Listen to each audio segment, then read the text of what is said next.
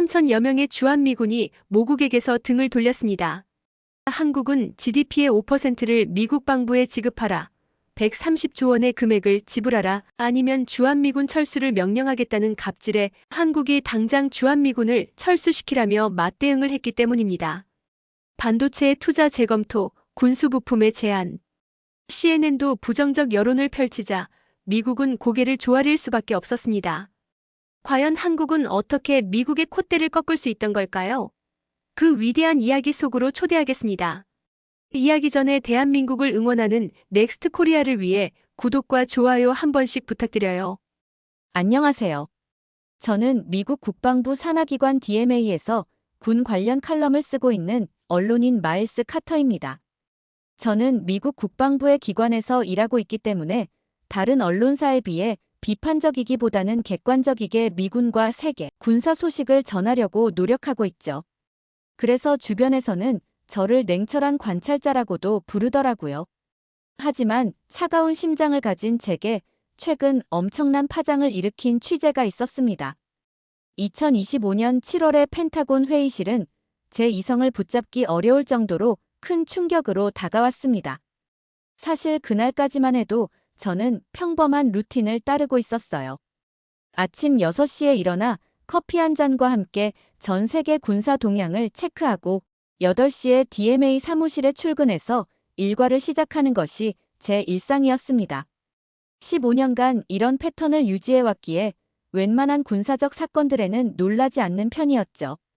중동의 분쟁, 동유럽의 긴장, 아시아, 태평양의 대립까지 모든 것이 예측 가능한 범위 안에서 돌아가고 있다고 생각했습니다. 그런데 그날 오전 10시경 갑작스럽게 펜타곤 본관에서 긴급 소집 명령이 떨어졌어요. 보통 이런 긴급 회의는 테러나 전쟁 같은 중대한 사안이 발생했을 때나 열리는 것이었는데 평화로운 화요일 아침에 이런 일이 벌어진다는 것이 의외였습니다. 저는 서둘러 자료들을 챙기고 펜타곤으로 향했어요. 회의실에 도착했을 때 느낀 첫 번째 감정은 당혹감이었습니다. 참석자들의 면면을 보니 이것이 단순한 정례 회의가 아니라는 것을 직감할 수 있었거든요. 국방장관을 비롯해 합참의장, 각 군 참모총장, 그리고 국무부와 백악관에서 온 고위급 인사들까지 모여 있었습니다. 이런 라인업은 보통 전쟁 선포나 중대한 정책 변경이 있을 때나 볼 수 있는 것이었어요. 회의가 시작되자마자 분위기가 심상치 않다는 것을 알 수 있었습니다. 국방장관의 표정부터가 평소와 달랐죠. 항상 냉정함을 유지하던 그의 얼굴에 미묘한 긴장감이 감돌고 있었어요. 합참의장도 마찬가지였습니다. 수십 년간 군 복무를 해온 베테랑의 얼굴에서 불안감을 읽을 수 있었거든요. 오늘 우리가 논의할 안건은 한반도 정책의 근본적 재검토입니다. 국방장관이 입을 열었습니다. 그 순간 회의실의 공기가 더욱 무거워졌어요. 한반도 정책이라는 단어 자체가 가지는 무게감을 모든 참석자들이 느끼고 있었습니다. 현 행정부는 주한미군 방위비 분담금을 대폭 인상하기로 결정했습니다. 국방장관의 다음 말에 저는 귀를 의심했어요. 현재 연간 1조 4천억 원에서 13조 원으로 인상하는 것을 검토하고 있습니다. 13조 원이라는 숫자가 머릿속에서 맴돌았습니다. 이는 현재 분담금의 거의 10배에 해당하는 천문학적 금액이었어요. 한국의 전체 국방 예산이 55조 원 정도인데 그 4분의 1에 해당하는 돈을 미군 주둔 비용으로 지불하라는 것이었습니다. 이는 상식적으로 받아들이기 어려운 수준이었죠. 만약 한국이 이를 거부할 경우 주한미군 철수도 고려하고 있습니다. 국방장관의 추가 발언에 회의실이 조용해졌어요. 70년간 이어져 온 한미동맹의 근간을 흔드는 발언이었거든요. 저는 15년간 군사 전문 기자로 일하면서 이런 극단적인 정책을 들어본 적이 없었습니다. 참석자들의 반응도 다양했어요. 일부는 당황한 기색을 감추지 못했고 다른 일부는 심각한 표정으로 고개를 끄덕였습니다. 하지만 대부분의 사람들이 공통적으로 보인 반응은 우려였어요. 이런 정책이 가져올 파급 효과를 예측하기 어려웠기 때문입니다. 한국의 반응은 어떻게 예상하십니까? 한 참석자가 조심스럽게 물었습니다. 이에 대한 답변은 더욱 충격적이었어요. 한국은 결국 우리의 요구를 받아들일 것입니다. 백악관에서 온 고위 관료가 자신만만하게 말했습니다. 지금까지 항상 그래왔거든요. 한국은 우리 없이는 생존할 수 없다는 것을 잘 알고 있어요. 이런 오만한 태도가 저를 불편하게 만들었습니다. 물론 미국이 한국에게 안보를 제공하고 있다는 것은 사실이지만 한국도 그에 상응하는 기여를 하고 있었거든요. 실제로 한국은 주한미군 주둔 비용의 상당 부분을 이미 부담하고 있었고 각종 군사 작전에서도 적극적으로 협력해왔습니다. 회의가 진행되면서 더욱 놀라운 사실들이 드러났어요. 이번 정책이 단순한 비용 분담 문제가 아니라는 것이었습니다.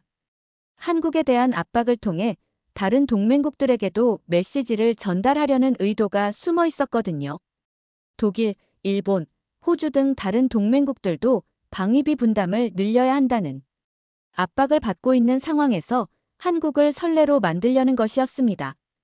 한국이 이를 받아들이면 다른 동맹국들도 따라올 것입니다. 정책 담당자의 말에서 이런 의도를 명확히 읽을 수 있었어요. 하지만 저는 이런 접근 방식이 과연 효과적일지 의문이 들었습니다. 강압적인 방법으로 동맹국들을 압박하는 것이 장기적으로 미국의 이익에 도움이 될지 확신할 수 없었거든요. 회의 중간에 한국 관련 브리핑이 있었습니다. 현재 한국의 경제 상황, 정치적 동향, 그리고 대중 여론 등에 대한 분석이었어요. 브리핑에 따르면 한국은 여전히 북한의 위협에 노출되어 있고 중국의 부상으로 인한 안보 불안도 증가하고 있다는 것이었습니다. 따라서 미군 철수라는 카드는 한국에게 매우 효과적인 압박 수단이 될 것이라는 분석이었죠.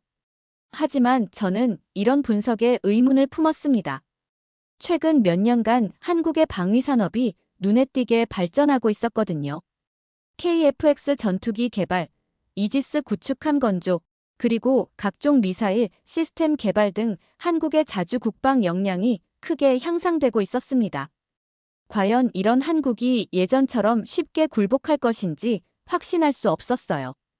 회의가 끝난 후 저는 깊은 고민에 빠졌습니다.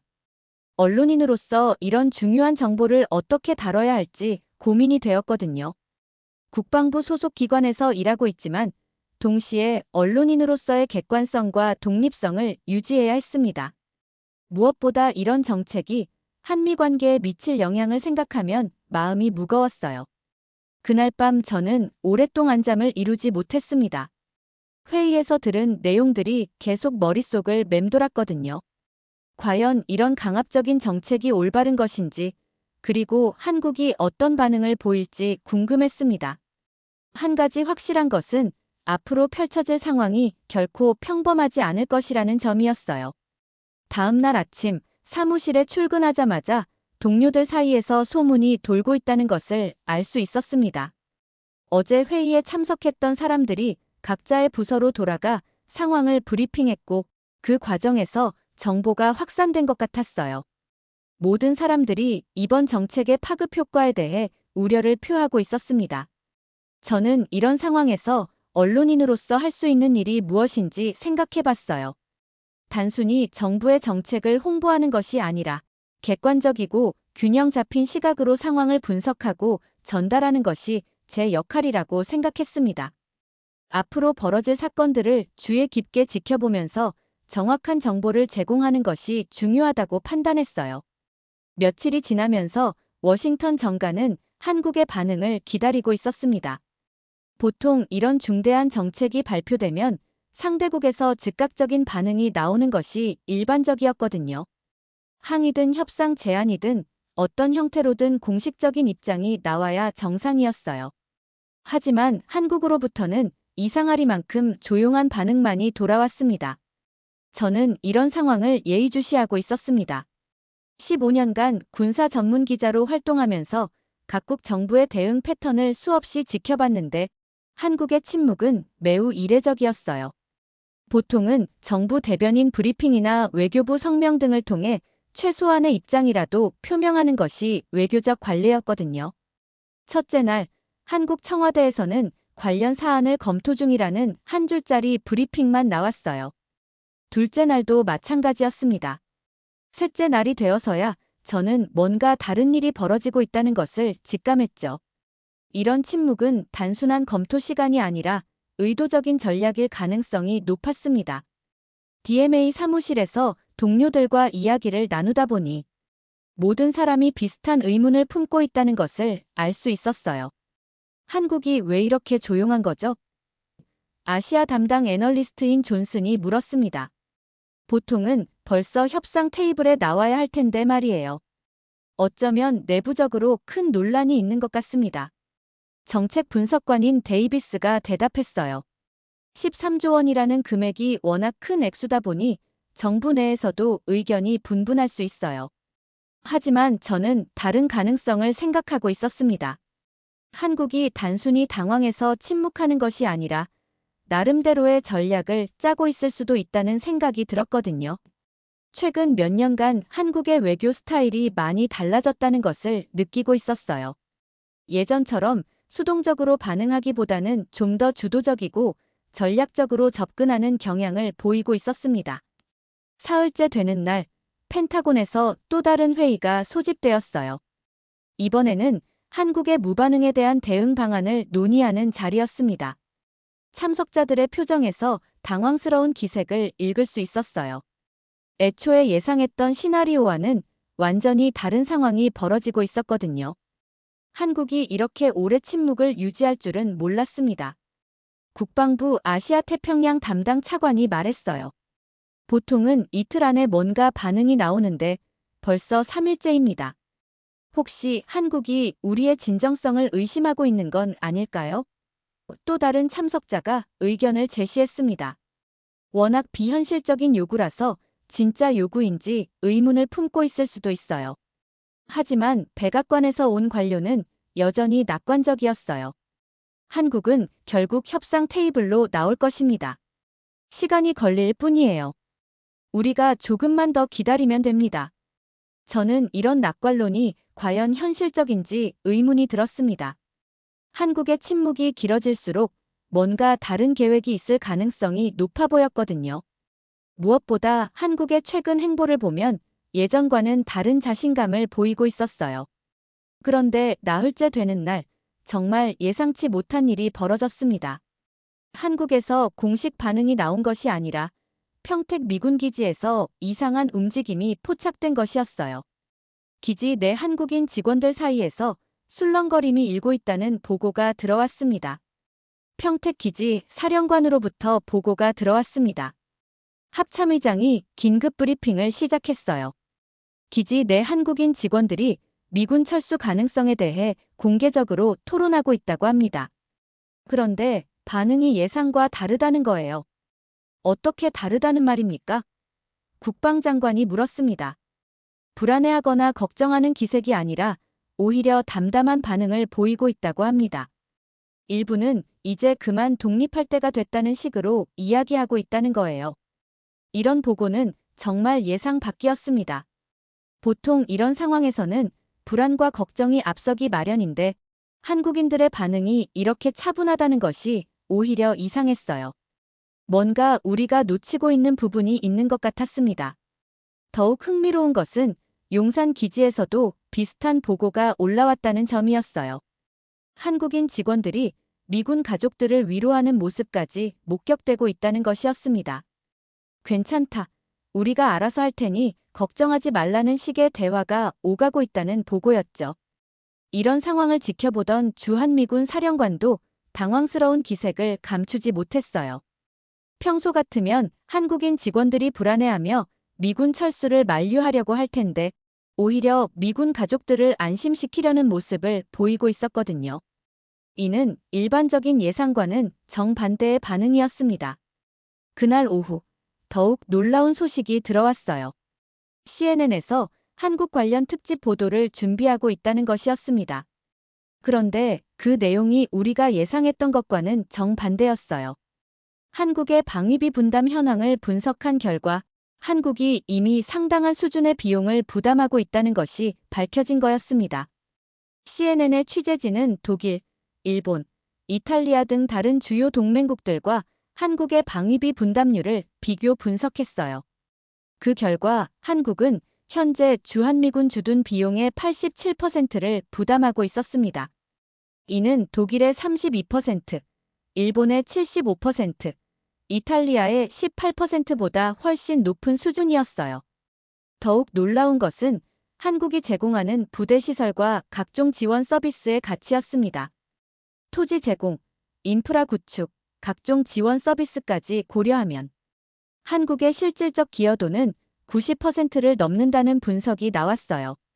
이는 다른 어떤 동맹국보다도 높은 수준이었습니다. 이런 보도가 나가면 우리 입장이 곤란해집니다. 국방부 대변인이 우려를 표했어요. 한국이 이미 충분히 기여하고 있다는 인상을 줄 수 있거든요. 더욱 곤란한 것은 다른 언론사들도 비슷한 보도를 준비하고 있다는 소식이었습니다. 워싱턴 포스트는 한국의 해외 파병 기록을 조명하고 있었어요. 베트남 전쟁에서 미국 다음으로 많은 병력을 파견했고 이라크와 아프가니스탄에서도 적극적으로 협력했다는 내용이었습니다. 뉴욕타임스는 한미동맹의 경제적 가치에 대한 분석 기사를 준비하고 있었어요. 한국이 미국 국채를 1,200억 달러나 보유하고 있고 미국 내 한국 기업들이 15만 명의 미국인을 고용하고 있다는 사실들이 공개될 예정이었습니다. 이런 보도들이 줄줄이 예고되자 펜타곤 내부의 분위기가 급격히 변하기 시작했어요. 처음에는 한국을 압박하는 것이 당연하다고 생각했던 사람들도 이제는 우려를 표하기 시작했습니다. 우리가 한국의 기여도를 과소평가했던 것 같습니다. 정책 분석관이 조심스럽게 의견을 제시했어요. 숫자로 보니까 한국이 이미 상당한 수준의 부담을 하고 있네요. 다섯째 날 의회에서도 움직임이 포착되기 시작했어요. 상원 외교위원회 소속 의원들이 한국 정책에 대한 우려를 표명하기 시작한 것이었습니다. 특히 민주당 의원들을 중심으로 동맹국에 대한 과도한 요구라는 비판이 나오기 시작했어요. 한국은 우리의 가장 믿을 만한 동맹국 중 하나입니다. 상원 외교위원회 간부 의원이 언론과의 인터뷰에서 말했어요. 이들에게 과도한 부담을 지우는 것은 장기적으로 미국의 이익에 도움이 되지 않습니다. 공화당 내에서도 의견이 분분해지기 시작했어요. 일부는 여전히 강경책을 지지했지만 다른 일부는 좀 더 신중한 접근이 필요하다고 주장했습니다. 특히 한국과 경제적 관계가 깊은 지역 출신 의원들은 우려를 표명했어요. 엿새째 되는 날 정말 충격적인 소식이 들어왔습니다. 한국에서 드디어 공식 반응이 나온 것이었어요. 하지만 그 내용은 모든 사람의 예상을 뛰어넘는 것이었습니다. 청와대 대변인이 브리핑에서 발표한 내용은 간단 명료했어요. 대한민국은 일방적인 요구를 받아들일 수 없습니다. 주한미군 철수를 원한다면 언제든 환영합니다. 우리는 준비되어 있습니다. 이 발표가 나오자 펜타곤 전체가 뒤집어졌습니다. 모든 사람이 한국이 결국 협상 테이블로 나올 것이라고 예상했는데 정반대의 반응이 나온 것이었어요. 게다가 준비되어 있다는 표현이 특히 충격적이었습니다. 마치 이런 상황을 이미 예상하고 대비책을 마련해 놓았다는 뉘앙스였거든요. 이건 예상하지 못한 시나리오입니다. 국방장관이 긴급 소집된 회의에서 말했어요. 한국이 이렇게 강하게 나올 줄은 몰랐습니다. 저도 정말 놀랐습니다. 15년간 군사 분야를 취재하면서 이렇게 대담한 반응을 보인 동맹국을 본 적이 없었거든요. 대부분의 국가들은 미국의 압박 앞에서 어떤 형태로든 타협점을 찾으려고 노력하는데 한국은 아예 정면으로 맞서고 있었어요. 한국의 강경한 반응이 발표된 직후 워싱턴에서는 전혀 예상하지 못했던 일들이 연쇄적으로 벌어지기 시작했습니다. 가장 먼저 반응을 보인 것은 다름 아닌 주한미군 자신들이었어요.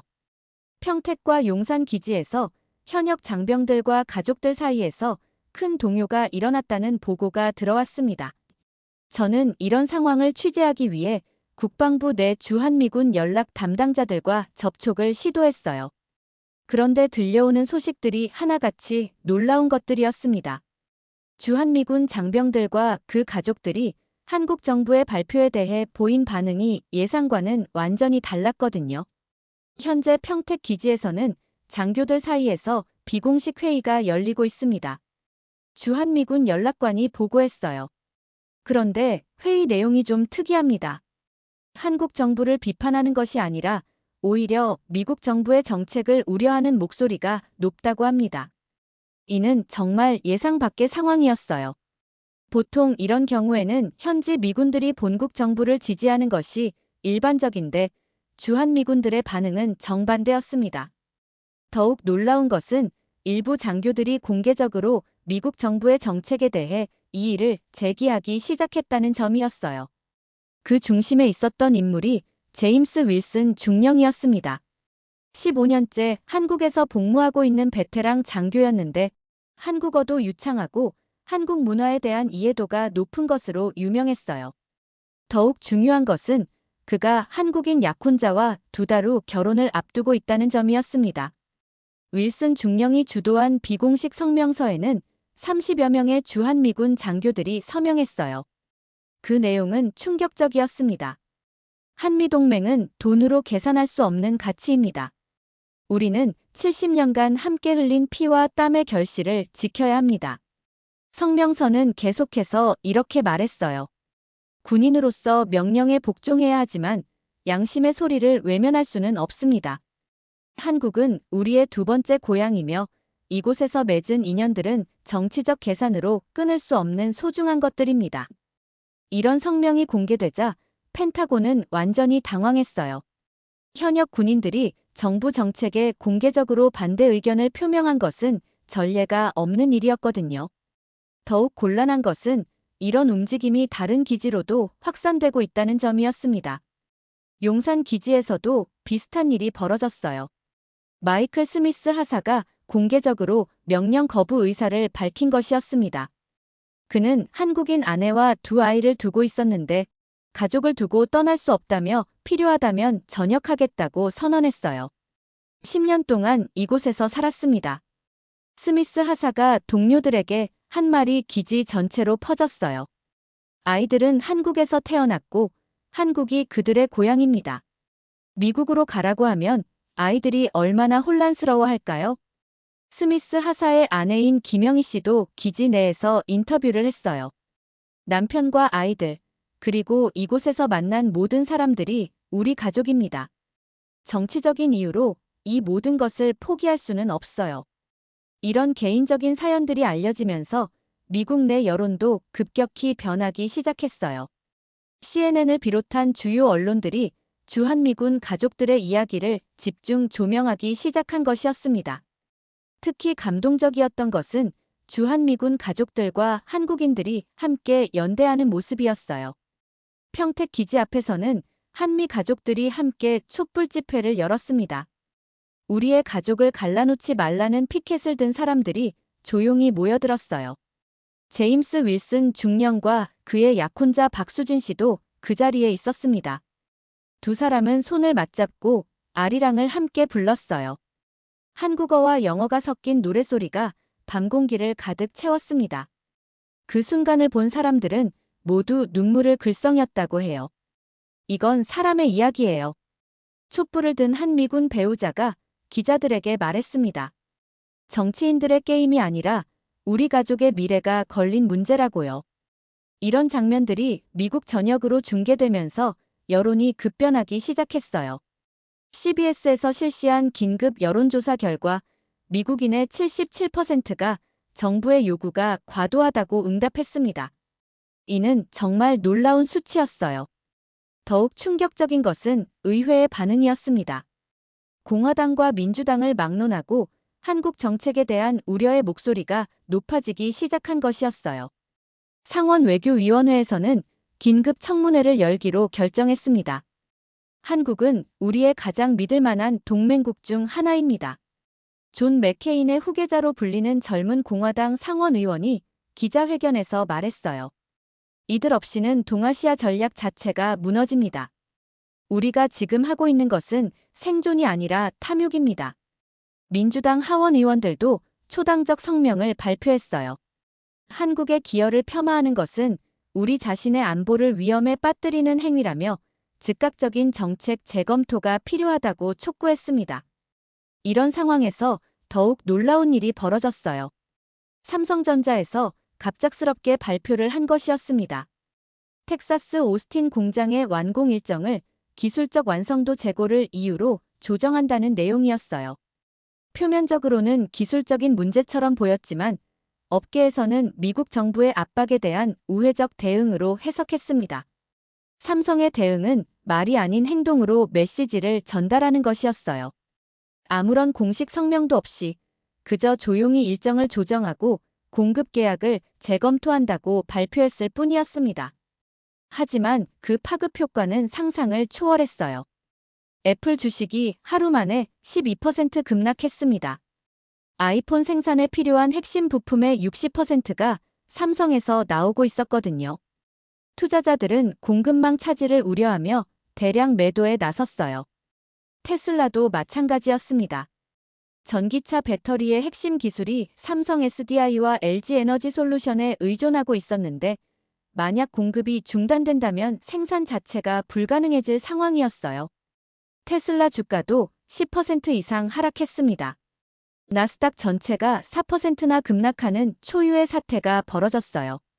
한국 기업 하나의 일정 조정 발표가 미국 전체 주식시장을 흔든 것이었습니다. 이는 한국 기업들의 글로벌 영향력이 얼마나 큰지를 보여주는 상징적인 사건이었어요. 월스트리트의 반응은 즉각적이었습니다. 골드만삭스의 최고 투자 책임자가 긴급 성명을 발표했어요. 한국과의 기술 협력 없이는 미국의 미래 성장이 불가능하다. 이는 단순한 무역 문제가 아니라 생존의 문제다. JP모건의 애널리스트들도 비슷한 경고를 내놓았습니다. 삼성과 SK하이닉스는 전 세계 메모리 반도체의 70%를 생산한다. 이들 없이는 미국의 디지털 경제가 마비될 수 있다. 실리콘밸리의 주요 최고 경영자들도 움직이기 시작했어요. 애플의 팀 쿡이 직접 성명을 발표했습니다. 삼성은 애플의 핵심 파트너입니다. 정치적 갈등이 기술 혁신을 막아서는 안 됩니다. 구글의 선다 피차이도 비슷한 입장을 밝혔어요. 한국 기업들과의 협력은 미국 기술 산업의 생명줄입니다. 이를 정치적 도구로 사용해서는 안 됩니다. 마이크로소프트의 사티아 나델라는 더욱 직설적이었어요. 한국 없이는 클라우드 컴퓨팅의 미래가 없습니다. 우리는 파트너를 압박하는 것이 아니라 협력을 강화해야 합니다. 이런 재계의 우려가 쏟아지자 백악관도 당황하기 시작했어요. 처음에는 한국이 결국 굴복할 것이라고 확신했는데 오히려 미국 기업들이 먼저 항복 선언을 하고 있었거든요. 텍사스 주지사가 긴급 기자회견을 열었습니다. 삼성 오스틴 공장은 텍사스 경제의 핵심입니다. 연방 정부의 일방적인 정책이 지역 경제를 위험에 빠뜨려서는 안 됩니다. 그의 목소리에는 간절함이 배어 있었어요. 애리조나와 오하이오의 정치인들도 비슷한 우려를 표명했습니다. 한국 기업들의 투자가 지역 경제에 얼마나 중요한지를 절실히 깨닫게 된 거죠. 저는 이런 상황들을 지켜보면서 완전히 새로운 국면에 접어들었다는 것을 느꼈어요. 처음에는 미국이 한국을 압박하는 구도였는데 이제는 미국 내부에서 한국을 지지하는 목소리가 더 커지고 있었습니다. 특히 주한미군들의 반발은 정말 예상치 못한 변수였어요. 현역 군인들이 정부 정책에 이렇게 공개적으로 반대 의견을 표명한 것은 전례가 없는 일이었거든요. 게다가 그들의 반발이 단순한 불만이 아니라 깊은 신념에 바탕한 것이라는 점이 더욱 충격적이었습니다. 한미동맹 70년 역사상 이렇게 극적인 전환점을 맞은 것은 처음이었어요. 그리고 그 중심에는 더 이상 일방적인 보호를 받는 약소국이 아닌 당당한 파트너로 성장한 한국이 있었습니다. 주한미군들의 반발과 미국 내 여론 변화가 이어지자 펜타곤에서는 긴급하게 한국의 실질적 기여도를 재평가하는 작업에 착수했습니다. 저는 이런 움직임을 예의주시하고 있었는데 며칠 후 나온 결과는 정말 충격적이었어요. 지금까지 우리가 한국에 대해 얼마나 잘못 알고 있었는지를 적나라하게 보여주는 자료들이었거든요. 합참전략기획부에서 작성한 첫 번째 보고서는 주한미군 철수 시 소요 비용에 관한 것이었습니다. 일본이나 괌으로 재배치하는 데 드는 비용이 무려 4,300억 달러라는 것이었어요. 이는 한국이 요구받고 있는 13조 원보다 5배나 많은 금액이었습니다. 이건 말이 안 되는 계산이네요. 국방부 차관이 한숨을 쉬며 말했어요. 우리가 한국에서 돈을 받으려다가 오히려 몇 배나 더 많은 돈을 쓰게 생겼어요. 보고서의 세부 내용은 더욱 충격적이었습니다. 새로운 기지 건설과 인프라 구축에만 3천억 달러, 항모전력 재편에 1,500억 달러, 연간 추가 운영비가 150억 달러라는 천문학적 수치가 나와 있었어요. 미사일 방어 시스템과 감시 장비 재배치에도 800억 달러가 필요하다고 했습니다. 더욱 심각한 것은 전략적 공백 문제였어요. 태평양 사령부에서 제출한 분석에 따르면 한국의 지리적 이점을 대체할 방법이 사실상 없다는 것이었습니다. 중국과 북한을 동시에 견제할 수 있는 위치에 있는 나라가 한국뿐이라는 분석이었어요. 한국을 잃으면 동아시아에서 미국의 억지력이 60% 감소합니다. 태평양 함대 사령관이 화상회의를 통해 보고했어요. 이는 중국에게 서태평양을 넘겨주는 것과 다름없습니다. 일본만으로는 커버리지가 부족하고 괌은 너무 멀어서 대응 시간이 3배나 늘어난다는 분석도 나왔어요. 게다가 일본은 평화헌법의 제약으로 미군 활동에 여러 제한이 있었고 괌은 중국의 미사일 사정권 안에 있어서 안전성에 문제가 있었습니다.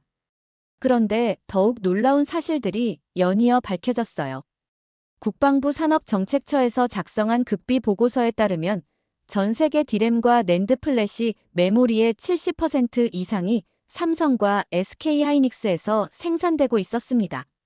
이들 없이는 미국의 전투기, 미사일 시스템, 심지어 핵무기 네트워크까지 마비될 수 있다는 분석이었어요. 이건 단순히 경제적 손실을 넘어서 국가 안보에 직결되는 문제입니다. 산업정책처장이 브리핑에서 강조했어요. 한국 반도체 공급이 중단되면 미국 경제에 연간 최대 1,200억 달러의 피해가 발생할 것으로 추정됩니다. 저는 이런 자료들을 검토하면서 완전히 새로운 시각으로 한국을 보게 되었어요. 지금까지 약소국이라고 생각했던 나라가 실제로는 미국이 절대 잃어서는 안 될 핵심 파트너였던 거죠. 더욱 놀라운 것은 한국의 방위산업 현황이었습니다. CIA에서 올라온 보고서에 따르면 한국이 조용히 세계 3위 무기 수출국이 되어 있다는 것이었어요. 프랑스를 제치고 러시아 수치에 근접했다는 분석이었습니다. K9 썬더 자주포가 세계에서 가장 많이 팔리는 자주포라고 나와 있네요. 국방부 차관이 보고서를 들여다보며 말했어요. 독일의 라인메탈이나 영국의 BAE 시스템을 능가한다는 거죠. K2 블랙팬서 전차의 성과도 놀라웠어요. 폴란드가 1,000대 이상을 주문한 것은 단순한 조달 결정이 아니라 지정학적 변화의 신호였습니다. 한때 전 세계 전장을 독일의 레오파드2와 미국의 에이브럼스가 지배했는데 이제는 한국산 전차가 새로운 기준이 되고 있었어요. KF-21 보람의 전투기에 대한 분석도 충격적이었습니다. 저희는 그냥 미국 전투기의 모조품 정도로 생각했는데 실제로는 F-35와 거의 동등한 성능이면서 가격은 절반이라고 나와 있네요. 공군 참모차장이 말했어요.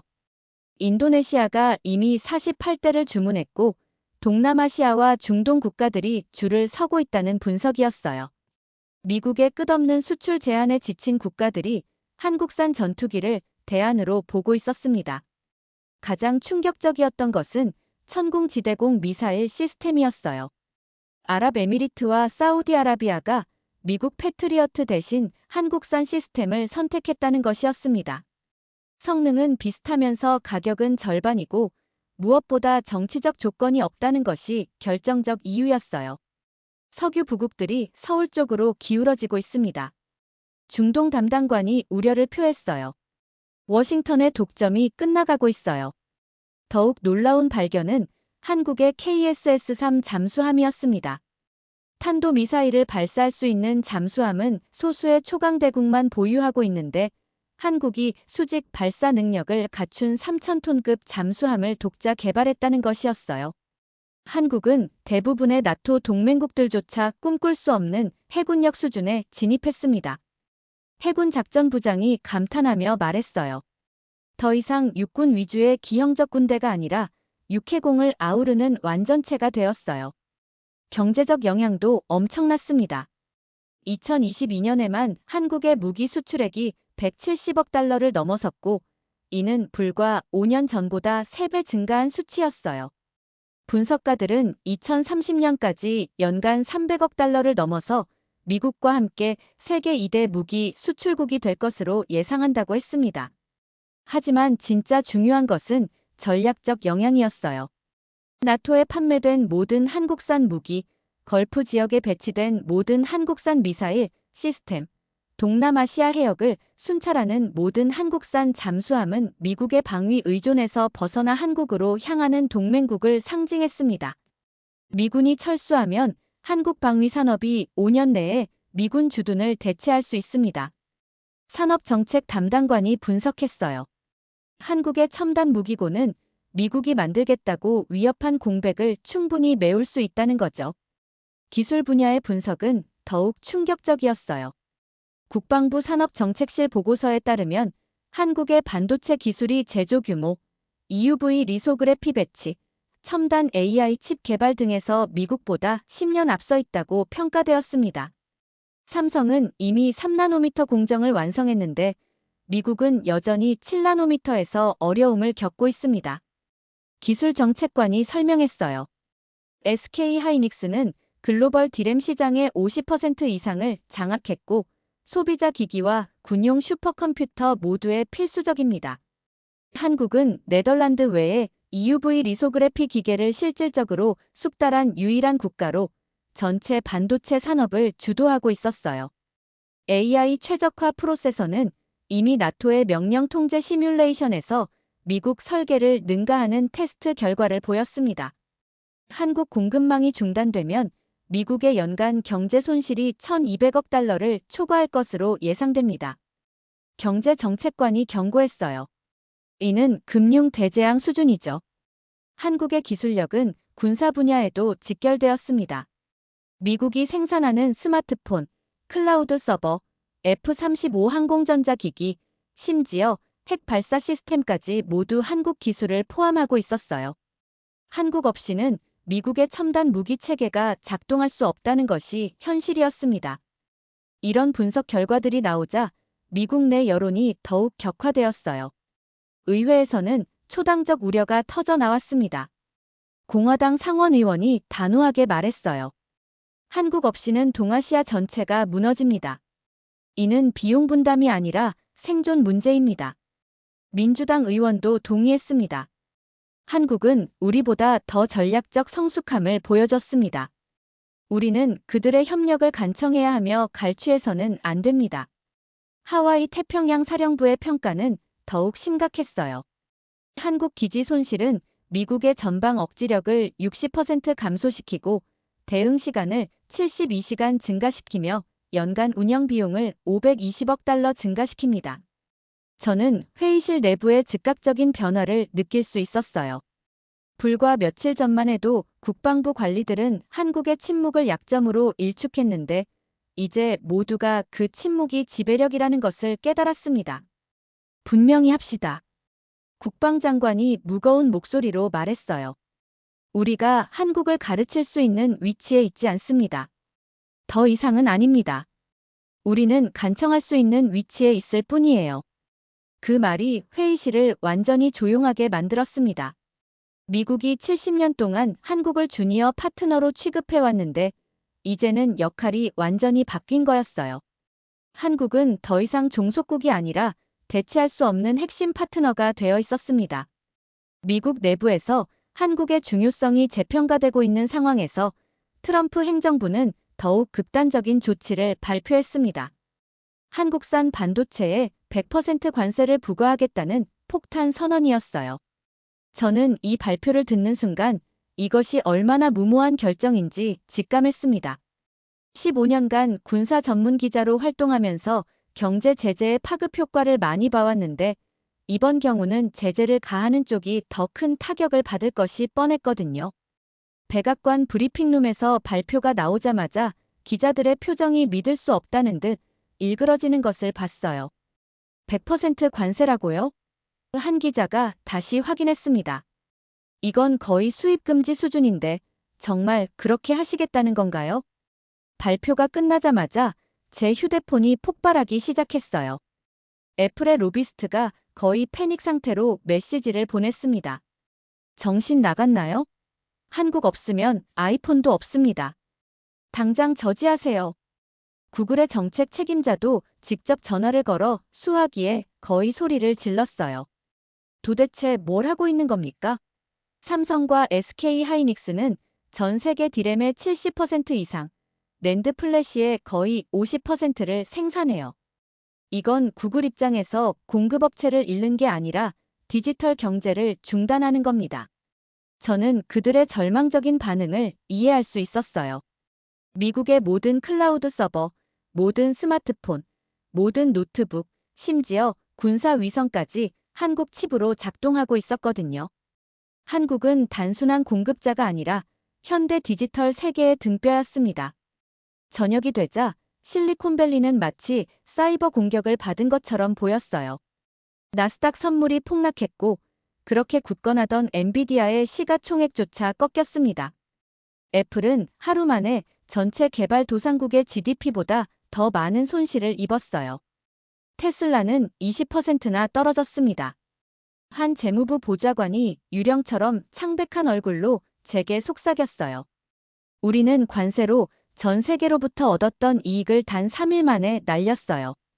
결국 오히려 더 많은 돈을 잃었습니다. 한국 하나 건드렸다는 이유만으로 말이에요. 국제통화기금의 분석은 더욱 충격적이었습니다. 한국 반도체 공급이 중단되면 그 파급 효과가 전 세계적으로 연간 GDP 1조 달러에 달할 것으로 예상된다는 것이었어요. 미국 기술 부문에서 1년 만에 300만 개의 일자리가 사라질 것이고 전 세계 AI 클러스터의 90%가 몇 주 안에 동결될 것이라는 분석이었습니다. 미국이 한창 주가를 올리고 있던 챗GPT, 자율주행차, 클라우드 서비스도 전부 사라질 위기에 처했어요. 당연한 일이었죠. 한국의 공급망이 지금까지 이 모든 것을 가능케 하고 있었거든요. 트럼프의 최측근들은 한국이 없어도 우리만의 팹을 만들 수 있다고 주장했어요. 하지만 현실은 달랐습니다. 최첨단 반도체 공장을 건설하는데 200에서 250억 달러, 건설하는 데만 수년이 걸려요. 하지만 문제는 돈에만 있는 게 아니었습니다. 수십 년에 걸친 축적된 노하우가 핵심이었어요. 한 대당 2억 달러에 달하는 극자 외선 리소그래피 기계는 수년간 대기자 명단을 보유하고 있었습니다. 한국은 이미 이를 배치하고 마스터링하여 수율이 90%가 넘는 타이트한 생산 라인으로 최적화했어요. 내일 미국이 무제한 현금을 쏟아붓는다고 해도 한국을 따라잡으려면 7년에서 10년이 필요했습니다. 그때쯤이면 한국은 이미 한 세대 더 앞서 있겠죠. 문제는 반도체에만 국한되지 않았어요. 한국은 공급망에 보이지 않는 동맥을 통제하고 있었습니다. 일본과의 무역 전쟁에서 승리한 것을 보면 알 수 있었어요. 그동안 한국은 일본의 불화수소 공급에 의존하고 있었는데 일본이 이를 차단하자 한국은 즉각 일본보다도 더욱 순도가 높은 불화수소를 개발해버렸거든요. 트럼프의 무모한 결정으로 미국 전역에 곡소리가 터져 나오기 시작했습니다. 테슬라는 한국의 컨트롤러 없이는 전기차 생산이 중단될 것이라고 경고했어요. 보잉은 한국 서버에 의존하는 자신들의 예약 시스템을 고백하며 한국이 없으면 비행 자체가 불가능해질 수도 있다고 울상을 지었습니다. 심지어 뉴욕 증권거래소도 한국산 칩을 사용하고 있다고 인정했어요. 한국이 없다면 도미노가 무너지는 것이었습니다. 새로운 아이폰, 노트북, 게임 콘솔이 없어지는 것은 둘째 문제였어요. 미국의 병원도 문을 닫을 예정이었거든요. 미국 병원들은 한국 반도체로 작동하는 영상 장비를 대체할 수 없었습니다. 금융도 마찬가지였죠. 거래 네트워크가 급격히 둔화되어 매일 수십억 건의 거래 손실이 발생할 것이었어요. 그런데 이런 미국의 대혼란이 펼쳐지고 있을 때 한국은 어떤 상황이었을까요? 충격적이게도 미국의 대혼란에도 불구하고 한국에는 평온만이 가득했어요. 이것이 저를 가장 불안하게 만들었습니다. 한국 신문들은 관세 예상, 다각화 이미 진행 중이라는 헤드라인을 달았어요. 허세가 아니었습니다. 사실이었죠. 한국은 이미 기술적으로 대체 불가능한 지경에 올라 있었기에 굳이 미국에 수출하지 않아도 상관없었어요. 실제로 삼성은 이미 인도네시아에서 팹을 확장하고 유럽에서 협상 중이었습니다. SK 하이닉스는 독일에서 협상을 마무리하고 있었어요. 역설적으로 한국은 궁지에 몰린 것이 아니라 새로운 기회를 찾은 셈이었습니다. 미국이 한국을 압박할 것이라고 생각했던 관세는 그들이 수년 동안 계획했던 것, 즉 미국 시장으로부터의 독립만을 확인해 주었어요. 이런 모든 지표가 상황의 역전을 가리키자 가장 잔인한 순간이 찾아왔습니다. 한국 정부의 추가 입장 발표였어요. 청와대는 단 3줄의 간단한 성명을 발표했을 뿐이었습니다. 우리는 이를 예상했습니다. 한국은 준비되어 있습니다. 동맹국과 파트너들은 뒤처지지 않을 것입니다. 그 짧은 선언이 펜타곤 전체 보고서보다 더 큰 충격을 주었어요.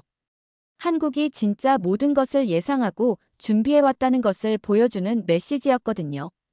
한편 트럼프는 궁지에 몰린 황소처럼 분노했습니다. 긴급 소집된 회의에서 한국은 우리가 필요로 하는 것보다 더 많이 우리를 필요로 합니다. 미국은 더 좋고 더 저렴하고 더 빨리 우리만의 칩을 만들겠습니다. 라고 외쳤어요. 국방부 장관이 그에게 일침을 날렸습니다. 그건 불가능합니다. 반도체 팹은 하루아침에 해결되는 문제가 아니며 한국처럼 고순도 칩을 개발하려면 수십 년의 노하우가 필요합니다. 현재 미국의 첨단 무기 시스템의 40% 이상이 한국산 디램이나 낸드 칩에 직접 의존하고 있었습니다. 이들이 없으면 미사일 유도 패키지 성능이 저하되고 스텔스 항공기 항공전자 장치가 결함을 일으키며 전장 AI가 완전히 무너질 수 있었어요. 트럼프는 이를 받아들이지 않고 대만 TSMC에 압력을 가해 공백을 메울 수 있다고 주장했어요. 하지만 국방부 장관은 더 이상 참지 않았습니다. TSMC는 로직에 중점을 두고 있습니다. 메모리를 제어하지 않아요. 그러니 우리에겐 한국밖에 없다는 겁니다. 메모리가 없으면 프로세서는 쓸모없거든요. 이어진 침묵이 숨막힐 정도였어요. 진짜 순간은 국방부 장관이 하나의 시나리오를 밝히면서 시작되었습니다. 현재 국방부에서는 한국의 공급망 중단에 대한 파급효과 시뮬레이션 결과가 도출되었습니다.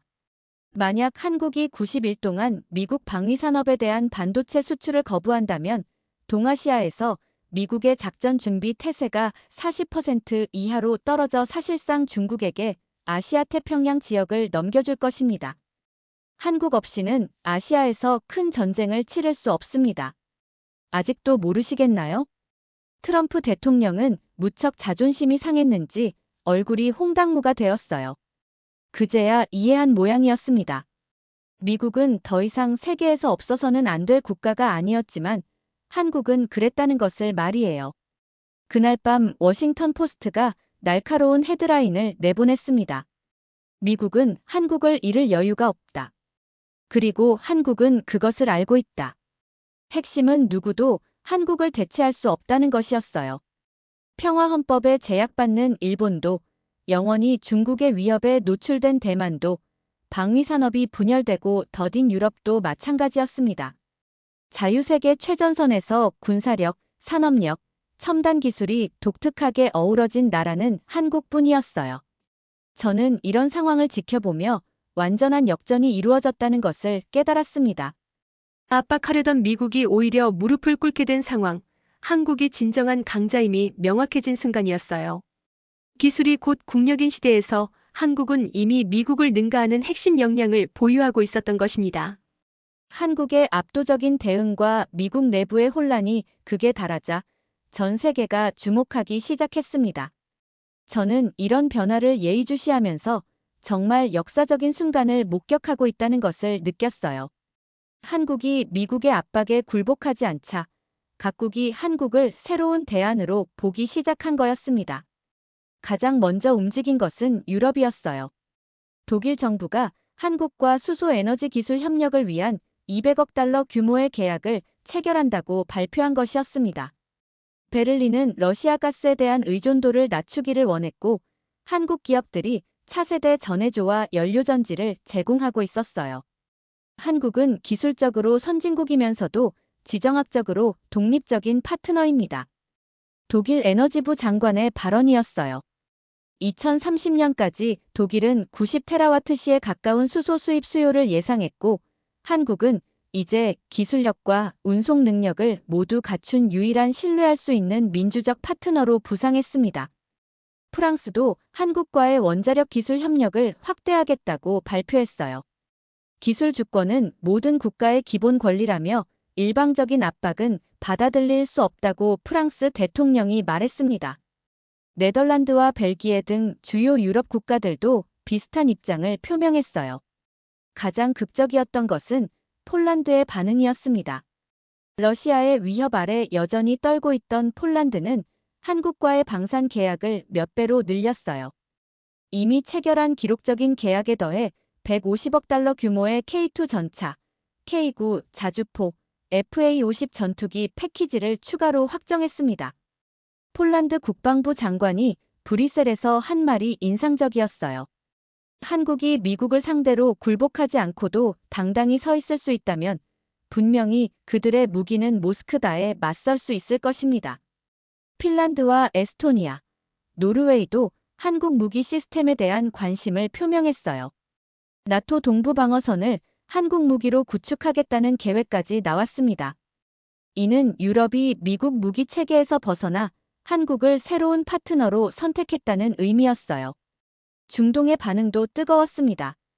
아랍에미리트가 바라카 원전 프로젝트를 2배로 확대한다고 발표했고 사우디아라비아도 한국 미사일 방어 시스템 도입을 본격 검토하겠다고 했어요. 석유 수입이 넘쳐나지만 다변화가 절실한 걸프 국가들에게 한국은 완벽한 파트너였습니다. 한국은 중동 국가들이 꿈꾸던 일을 해냈습니다. 한 아랍에미리트 기업가가 아부다비 콘퍼런스에서 말했어요. 굴복하지 않고 미국에 맞섰어요. 그렇기 때문에 우리는 한국의 원자로, 건설사, AI 시스템을 신뢰합니다. 사우디 관리들은 한국이 미국에 대한 회복력을 보여줬다는 것은 이 나라가 결코 주니어 파트너가 아니라 전 세계에 영향을 끼칠 수 있는 강력한 국가라고 평가했어요. 서구의 이중잣대로 완전히 지친 지역에서 한국의 도전은 아랍인들이 분노 없이 존경할 만한 드문 아시아 파트너가 되었습니다. 아프리카의 반응은 더욱 감동적이었어요. 케냐, 나이지리아, 에티오피아의 지도자들은 한국의 과거를 공개적으로 지적했습니다. 한국이 많은 아프리카 국가들보다 얼마나 가난하고 전쟁으로 고통받았는지, 그런 한국이 지금은 세계 패권국을 상대로 당당함을 보이며 오히려 미국을 압박하는 상황에 박수를 보내며 희망을 품고 있었어요. 아프리카연합경제위원회는 한국 통신 대기업들이 서방 국가들이 절대 제공하지 않은 보안 보증을 제공한 덕분에 서구 기업들에 비해 오지 통신망 구축 비용을 30에서 40% 절감할 수 있다는 연구 결과를 발표했어요. 한국은 우리가 꿈꾸던 일을 해냈습니다. 가나의 한 젊은 정치인이 말했습니다. 강대국의 괴롭힘에 굴복하지 않고 당당하게 맞섰어요. 이것이 바로 진정한 독립입니다. 케냐 대통령이 유엔 연설에서 한 말이 특히 인상적이었어요. 미국이 말할 때는 우리를 가르치려 합니다. 그러나 한국은 우리가 무엇이 될 수 있는지를 보여줍니다. 그게 바로 차이점입니다. 동남아시아에서는 한국의 성공담이 거의 전설에 가까웠어요. 베트남, 인도네시아, 필리핀 같은 국가들은 중국의 영향력과 미국의 요구 사이에서 끊임없이 압박받고 있었는데 한국을 제3의 길로 보기 시작한 거예요. 인도네시아는 한국과 80억 달러 규모의 위성 공동 프로그램, 방위 협력, 해군 현대화 패키지를 체결했어요. 베트남은 한국의 최첨단 군함을 미국 가격에 극히 일부에 도입할 수 있다는 점을 이유로 한국산 호위함을 주문했습니다. 싱가포르 외교부 장관의 평가가 핵심을 찔렀어요. 우리는 미국 무기를 사고 중국 투자를 유치하는데 두 경우 모두 갇혀있는 느낌입니다. 특히 중국은 호시탐탐 동남아를 경제적으로 종속시키려 하죠. 하지만 한국 무기를 사면 자유로워져요. 한국은 착취가 아닌 공생을 추구하거든요. 필리핀과 태국도 미국 무기 대신 한국 무기 도입을 검토하기 시작했어요. 한국 무기는 성능은 좋으면서도 정치적 조건이 없다는 것이 이유였습니다. 라틴 아메리카까지 가세했습니다. 브라질이 전기차 배터리 분야에서 한국과의 협력을 확대하겠다고 발표했고, 칠레도 리튬 가공 기술에서 한국을 파트너로 선택했어요. 브라질 에너지부는 전기차 배터리 분야에서 한국의 세계 시장 점유율이 60% 이상이라는 점을 강조하며 전기차 확장을 뒷받침할 계약을 확보했습니다. 이미 리튬이 풍부한 칠레는 정제 및 가공에 관해 한국과의 대규모 파트너십을 모색했다고 밝혔어요. 칠레가 이미 미국과 대규모 리튬 거래를 이어오던 국가라는 것을 고려하면 미국은 한국을 압박하다가 결국 천연자원 공급망조차 전부 한국에 빼앗기는 위기를 맞이한 셈이었습니다. 콜롬비아는 한국 대기업과 새로운 교통 및 인프라 계약을 체결했습니다. 이제 라틴 아메리카 국가들에서 한국의 전기버스와 한국의 효율적인 AI 교통 관제 시스템을 볼 일도 얼마 남지 않았어요. 저는 이런 패턴을 지켜보면서 부인할 수 없는 사실을 깨달았습니다. 한국은 단순히 존경받는 것이 아니라 그 도전이 신뢰의 프리미엄을 만들어냈기 때문에 계속해서 선택되고 있었거든요. 이번 싸움은 반도체, 탱크, 수소 연료전지에만 국한된 것이 아니었어요. 한국은 존엄성과 번영이 양립할 수 있다는 것을 증명했고, 미국을 거스르고 생존하며 심지어 이익을 얻을 수 있다는 것을 증명해낸 전 세계 유일한 국가였습니다. 그러니 세계 각국은 한국이 미국의 가장 무거운 압박을 견디는 강력한 국가이므로 한국과 동맹을 맺는다면 자신들도 그러한 신뢰의 방패를 누리게 될 것이라고 생각했던 거죠. 아이러니는 저를 숨막히게 만들었습니다. 미국은 한국을 처벌하려 했지만 그렇게 함으로써 한국을 미국의 강압으로부터 자유로운 유일한 글로벌 파트너로 인증하는 꼴이었어요. 이런 전 세계적인 변화를 지켜본 트럼프 행정부는 더욱 절망적인 추가 조치를 발표했습니다. 한국과 거래하는 유럽 기업들에 대한 2차 제재를 가하겠다고 위협한 것이었어요. 하지만 이미 때는 늦었습니다. 유럽연합은 즉각 기술 주권 침해라며 반발했고 중국은 패권주의의 전형이라고 비판했어요. 심지어 일본과 호주 같은 전통적 동맹국들도 우려를 표명했습니다. 더욱 치명적인 것은 미국 기업들의 반발이었어요. 포춘 500대 기업 최고 경영자들이 공동 성명을 발표했습니다. 정치적 갈등이 글로벌 공급망을 파괴해서는 안 된다며 한국과의 협력은 미국 경제의 생명줄이라고 강조했어요. 월스트리트도 완전히 등을 돌렸습니다. 주요 투자은행들이 한국 리스크를 새로운 투자 지표로 도입했어요. 한국과의 관계 악화가 투자 결정에 핵심 변수가 된 것이었습니다.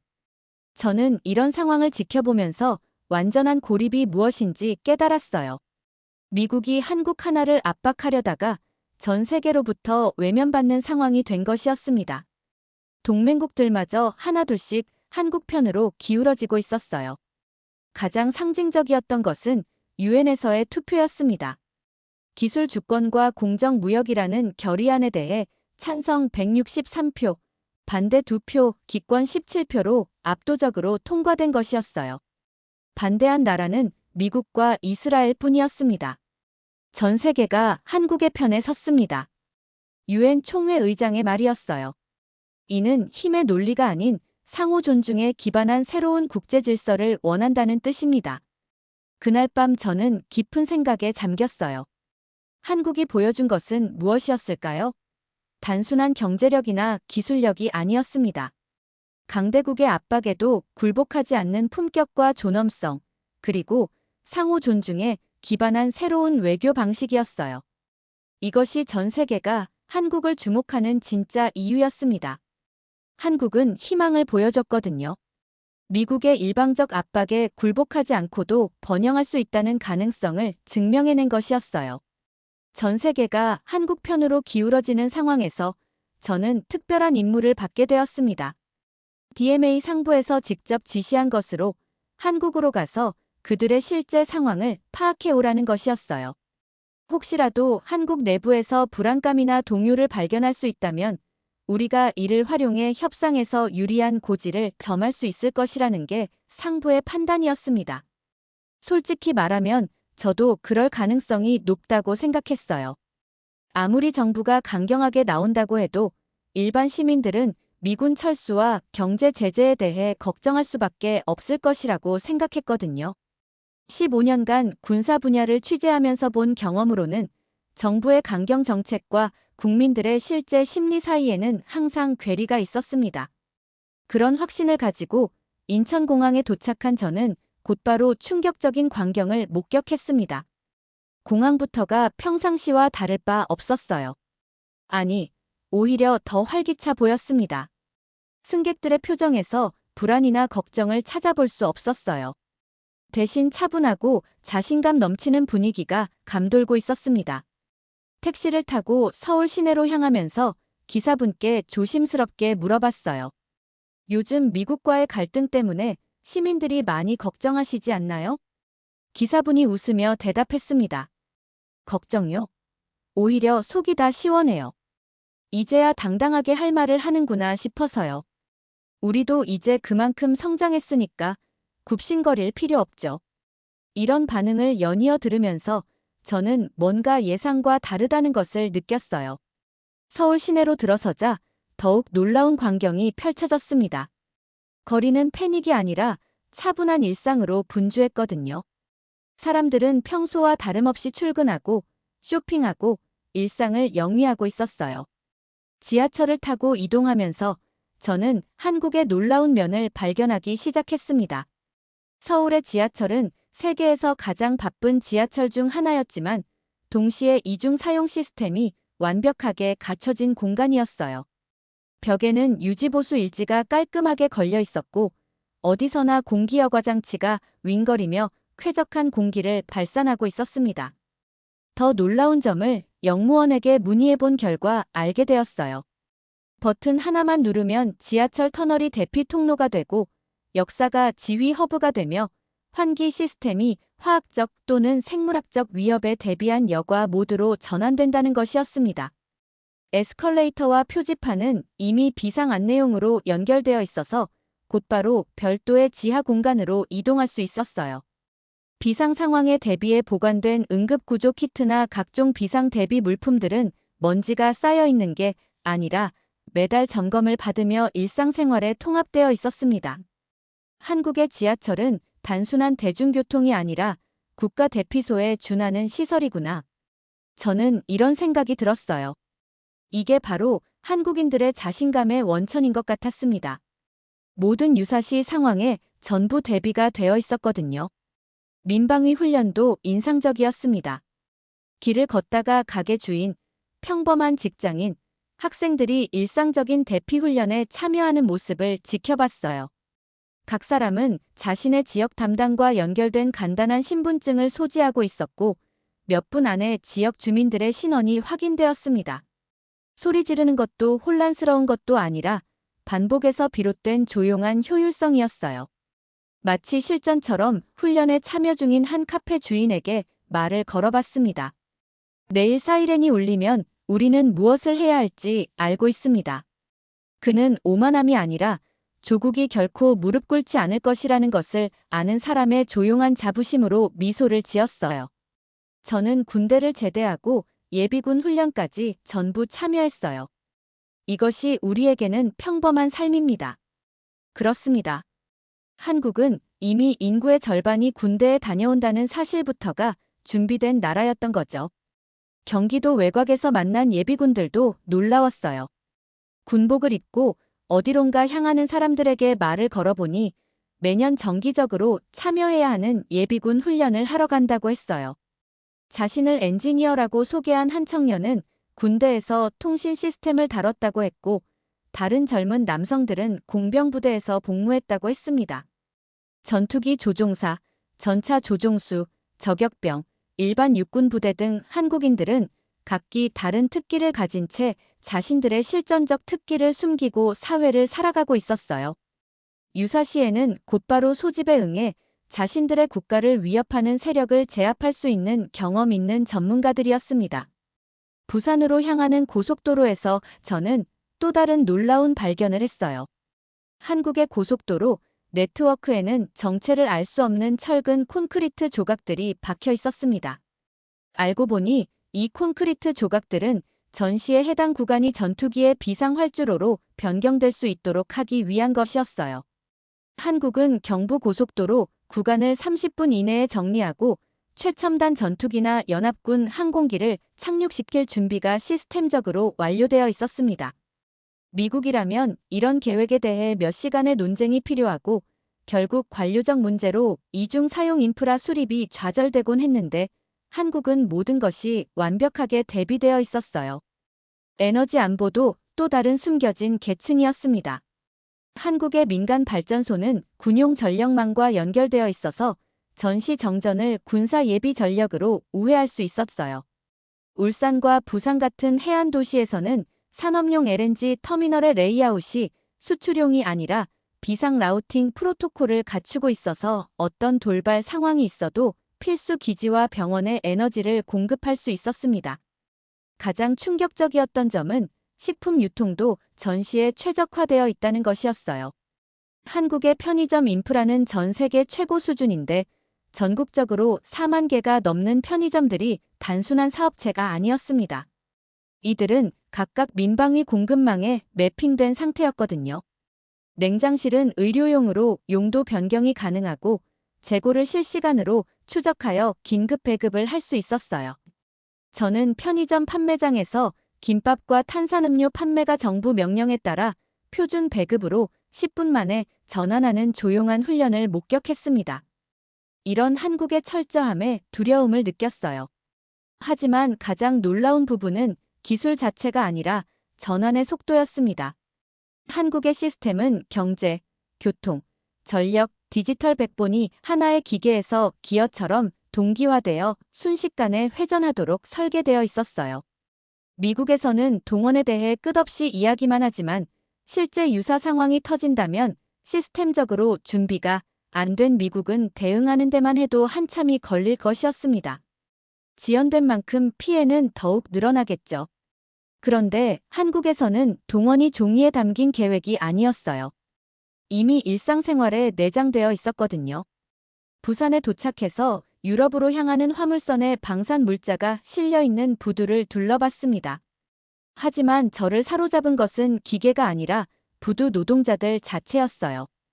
자주포와 장갑차 컨테이너를 마치 개인 방패인 것처럼 취급하며 쉬지 않고 노력하는 중년 남성들이었습니다. 그중 한 명이 이마에 땀을 닦으며 차분한 목소리로 말했어요. 우리는 전쟁의 위협 속에서 자랐습니다. 그러니 더 이상 두려워하지 않아요. 우리는 항상 준비되어 있습니다. 그의 말에는 허세가 전혀 없었어요. 이게 바로 한국이라는 국가가 늘 허세를 부리지 않고 오히려 겸손하게 행동하는 이유였습니다. 이들은 이미 준비가 완료된 자신감이 있는 국가이기에 괜히 강한 척을 할 필요가 없었던 거죠. 서울로 돌아가는 기차 안에서 저는 깊은 생각에 잠겼어요. 처음에 한국의 약점을 찾으러 왔는데 오히려 미국이 얼마나 한국을 과소평가하고 있었는지만 확인하게 되었습니다. 한국은 조용하지만 완벽하게 준비된 나라였고 더 이상 누구의 보호도 필요하지 않은 자주적 강국이었어요. 마지막 날 밤 서울 시내의 한 카페에서 대학생들과 이야기를 나눌 기회가 있었습니다. 한 학생이 말했어요. 저희 할아버지는 한국 전쟁을 겪으셨어요. 그때는 정말 가난하고 약한 나라였다고 하시더라고요. 하지만 지금의 한국은 달라요. 우리에게도 자존심이 있고 지킬 것이 있습니다. 더 이상 누구에게도 굽신거리지 않아도 돼요. 그 말이 가슴에 깊이 와 닿았습니다. 이것이 바로 한국이라는 나라가 보여준 진정한 변화였어요. 더 이상 과거의 약소국이 아닌 당당한 중견국을 넘어서 글로벌 강국으로 성장한 모습이었습니다. 워싱턴으로 돌아가는 비행기 안에서 저는 보고서를 작성했어요. 하지만 상부가 원했던 한국의 약점은 찾을 수 없었습니다. 대신 한국은 완벽하게 준비된 자주적 강국이며 미국이 함부로 대할 수 있는 상대가 아니다라는 결론을 내릴 수밖에 없었어요. 한국은 단점이 전혀 없는 국가였고 어떤 위협에도 굴복하지 않을 완벽한 준비를 갖춘 나라였습니다.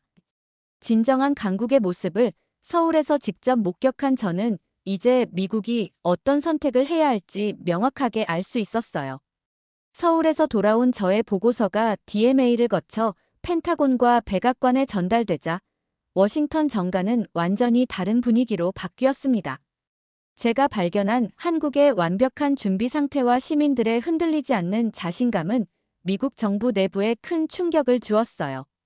더 이상 한국을 압박할 수 있는 약점이 존재하지 않는다는 것이 명확해진 거죠. 며칠 후 정말 놀라운 변화가 일어나기 시작했습니다. 삼성과의 비공식 대화 창구가 열렸다는 소식이 전해진 것이에요. 하지만 이번에는 미국이 먼저 대화를 요청한 것이었습니다. 백악관 경제자문위원회 위원장이 직접 삼성 본사에 연락을 취했다고 했어요. 삼성은 이제 우리가 보호해야 할 국가 자산입니다. 위원장의 말이 회의실을 조용하게 만들었어요. 압박할 대상이 아니라 지켜야 할 보물이 된 거예요. 이런 인식 변화는 곧바로 구체적인 정책으로 이어졌습니다. 연방준비제도에서 삼성 위험도를 새로운 경제 지표로 도입하겠다고 발표한 것이에요. 삼성의 미국 사업 변화가 전체 경제에 미치는 영향을 실시간으로 모니터링하겠다는 것이었습니다. 한 기업이 연준의 정책 지표가 되다니 월스트리트 관계자들도 놀라워했어요. 골드만삭스는 삼성 충격 대응 매뉴얼을 만들었고 JP모건은 포스트 삼성 시나리오 분석팀을 신설했습니다. 가장 충격적이었던 것은 정부 내 인식 변화였습니다. 우리가 완전히 착각하고 있었어요. 한 고위 관리가 솔직하게 털어놨습니다. 삼성이 우리를 필요로 하는 게 아니라 우리가 삼성을 필요로 하고 있었던 거예요. 이런 변화와 함께 국제 언론들이 일제히 한국을 조명하기 시작했어요. BBC의 일면에는 작은 거인이 우뚝 서다라는 제목이 실렸습니다. 프랑스의 르몽드는 워싱턴이 아닌 곳에 돈을 지불하라는 기사를 내보냈는데 이는 명백히 미국에 반대하는 입장을 표명하는 것이었어요. 냉소적으로 유명한 독일 언론에서도 한국을 21세기에 가장 신뢰할 수 있는 파트너라고 불렀습니다. 그 이유는 분명했어요. 전 세계가 한국의 산업력에만 깊은 인상을 받은 것이 아니었거든요. 한국이 미국의 괴롭힘에 저항하고 살아남았다는 상상할 수 없는 일을 해냈기 때문에 경외감을 느낀 것이었습니다. 그런 가운데 가장 상징적인 순간이 찾아왔어요. 미국 정부가 공식적으로 한국과의 정상회담을 요청해온 것이었습니다. 그것도 비공식 채널을 통해 사전 협의를 먼저 하고 싶다는 의사를 전달했어요. 불과 몇 달 전만 해도 미국이 한국에게 일방적으로 요구사항을 통보하던 관계였는데 이제는 완전히 역전된 상황이었습니다. 정상회담이 성공적으로 진행되길 바랍니다. 미국 측 메시지의 핵심이었어요. 사실상 미국이 먼저 대화를 요청한 셈이었습니다. 더욱 놀라운 것은 구체적 내용이었어요. 삼성을 비롯한 한국 기업들과의 협력 방안을 사전에 논의하고 싶다는 것이었습니다. 한국 측의 답변은 더욱 놀라웠어요. 충분히 검토해보겠다. 즉시 수락하지 않고 검토하겠다고 한 거였죠. 한국이 완전히 주도권을 쥐었다는 의미였습니다. 그런데 이런 역사적 변화의 한복판에서 정말 감동적인 소식이 들려왔어요.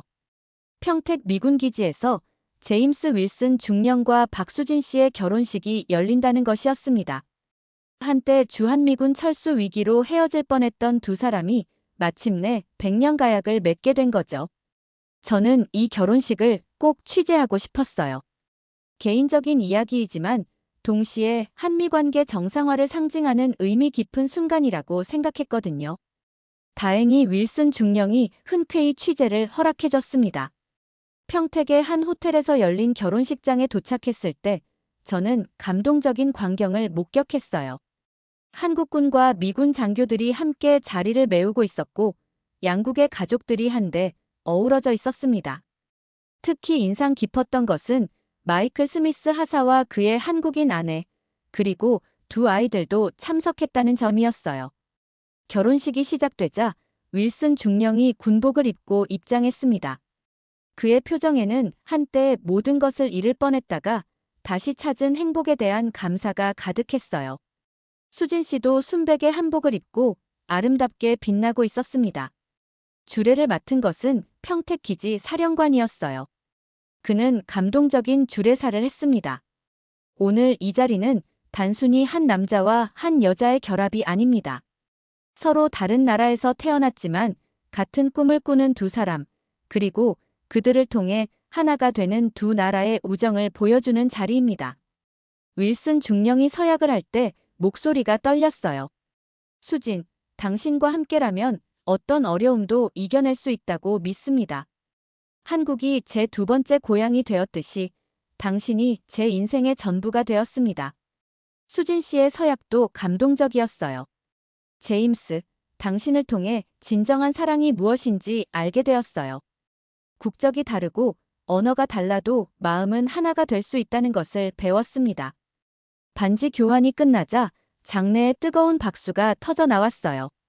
한국군 장교들과 미군 장교들이 함께 박수를 치는 모습이 정말 아름다웠습니다. 이것이 바로 진정한 동맹의 모습이라는 생각이 들었어요. 피로연에서는 더욱 감동적인 장면들이 이어졌습니다. 윌슨 중령의 부모님이 미국에서 날아와 수진 씨의 부모님과 포옹을 나누는 모습, 한국 전통음악과 미국 팝송이 어우러지는 분위기, 그리고 무엇보다 두 나라 사람들이 진심으로 축하해주는 따뜻한 마음들이 느껴졌어요. 특히 감동적이었던 것은 합창 시간이었습니다. 한국군과 미군이 함께 고향의 봄을 불렀는데 한국어와 영어가 어우러지는 아름다운 하모니가 울려 퍼졌어요. 그 순간 저는 눈물이 날 뻔했습니다. 정치적 갈등을 넘어선 진정한 인간적 유대를 느낄 수 있었거든요. 윌슨 중령이 저에게 다가와 말했습니다. 카터 기자님, 이번 위기가 오히려 전화위복이 되었어요. 한미 관계의 진정한 가치를 재발견하는 계기가 되었고, 저도 새로운 역할을 찾게 되었습니다. 그는 이제 한미연합훈련 조정관이라는 새로운 보직을 받았다고 했어요. 양국군의 교류를 담당하는 공식적인 역할이었습니다. 앞으로는 두 나라의 군인들이 더욱 가깝게 지낼 수 있도록 돕고 싶어요. 수진 씨도 밝은 미소로 말했습니다. 한때는 모든 것이 끝난 줄 알았는데 이렇게 행복한 결말을 맞게 되어 꿈만 같아요. 앞으로는 한미 문화 교류에도 기여하고 싶어요. 그날 밤 숙소로 돌아가면서 저는 지난 몇 달간의 여정을 되돌아봤어요. 처음에는 단순한 외교적 갈등으로 시작된 사건이 결국 전 세계 질서를 바꾸는 역사적 전환점이 되었습니다.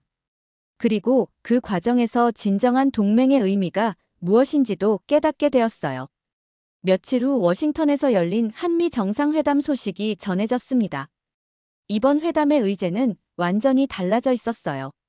한국의 기여 확대 방안이 아니라 상호 협력적 기술 파트너십과 전략적 파트너십 심화로 바뀌었습니다. 백악관 고위 관계자의 발언이 모든 것을 요약해줬어요. 한국은 우리가 일방적으로 요구할 상대가 아닙니다. 함께 미래를 만들어갈 핵심 파트너입니다. 정상회담 결과도 놀라웠어요. 미국이 모든 관세를 단계적으로 철회하기로 했고, 한국은 방위비 분담금을 기존 SMA 협정 한도 내에서 점진적으로 인상하기로 했습니다. 가장 중요한 것은 한국의 역할 변화였어요. 단순한 방위비 분담자가 아닌 동등한 안보 파트너로 격상된 것이었습니다. 이는 한국의 성장한 위상을 공식적으로 인정하는 역사적 순간이었어요. 더 이상 일방적으로 보호받는 나라가 아니라 세계 평화와 안정에 기여하는 중견국으로서의 지위를 확인받은 것이죠. 국제 언론들의 반응도 뜨거웠습니다. 뉴욕타임스는 새로운 동맹, 새로운 시작이라는 제목으로 한미 관계의 변화를 조명했어요. 워싱턴 포스트는 대등한 파트너십의 시대라고 평가했습니다. 가장 인상 깊었던 것은 파이낸셜 타임스의 분석이었어요. 한국은 기술력과 품격으로 새로운 외교 패러다임을 제시했다. 이는 힘의 논리가 아닌 상호 존중에 기반한 국제관계의 가능성을 보여준다. 전 세계적으로도 변화가 이어졌습니다. 유럽연합은 한국과의 포괄적 전략 동반자 협정을 체결했고, 아세안은 한국을 대화 파트너에서 전략적 파트너로 격상시켰어요. 아프리카 연합도 한국과의 협력을 대폭 확대하기로 했습니다. 몇 주 후 저는 다시 평택을 방문했습니다. 윌슨 중령과 수진 씨 부부의 신혼생활이 궁금했거든요. 두 사람은 기지 근처의 작은 집에서 행복하게 살고 있었어요. 정말 많은 것이 변했어요. 윌슨 중령이 말했습니다. 한미 관계도 그렇고 저희 개인 생활도 그렇고요. 이제는 미래에 대한 걱정 없이 행복하게 살 수 있어요. 그들의 집 거실에는 한국과 미국의 국기가 나란히 걸려 있었어요. 두 나라의 국기가 서로 조화롭게 어우러지는 모습이 아름다웠습니다. 이것이 바로 새로운 한미 관계의 상징 같았어요. 워싱턴으로 돌아가는 비행기 안에서 저는 이번 취재의 마지막 기사를 정리했어요. 제목은 작은 나라가 보여준 큰 꿈이었습니다. 기사의 마지막 문단에 이렇게 썼어요. 지난 몇 달간의 여정을 통해 저는 깨달았습니다. 진정한 강국은 군사력이나 경제력만으로 만들어지는 것이 아니라는 것을 말이에요. 기술과 품격, 그리고 완벽한 준비를 통해 만들어지는 것입니다. 대한민국은 이제 세계가 주목하는 기술 강국이자 품격 있는 외교 파트너가 되었습니다. 더 이상 누구의 보호를 받는 나라가 아니라 세계 평화와 번영에 기여하는 당당한 중견국으로 우뚝 섰어요. 이것이 바로 21세기 새로운 국제관계의 모습이 아닐까 합니다. 힘의 논리가 아닌 상호 존중과 협력에 기반한, 그리고 기술과 품격으로 승부하는 새로운 시대 말입니다. 비행기가 태평양 상공을 날면서 저는 창밖을 내다봤어요. 저 아래 어딘가에 한국과 미국이 있고 두 나라를 잇는 새로운 동맹의 끈이 있었습니다. 그 끈은 이번 시련을 통해 더욱 강해지고 아름다워졌어요.